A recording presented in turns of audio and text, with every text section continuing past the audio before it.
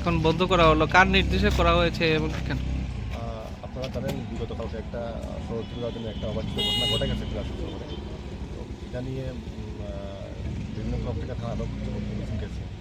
তো অভিযোগ তারা খতিয়ে দেখার পর নানা যে রিপোর্ট দিয়েছেন যে হয়তো এটাকে কেন্দ্র করে কিছু অবৈধ কাজকর্ম এখানে হতো, যার দরুন এটা এই যে মহোদয়ের কাছে নির্দেশ দিয়েছে, রিকোয়েস্ট রেখেছেন, আর্জি রেখেছেন যাতে এটাকে আমরা প্রশাসনের তরফ থেকে সিল করে দিই। অ্যাকচুয়ালি এটা পরে আমরা যতটুকু জানতে পারি যেটা হেলথ ডিপার্টমেন্টের একটা কোয়ার্টার ছিল, দীর্ঘদিন ধরে অবৈধ ব্যবস্থা করা রয়েছে।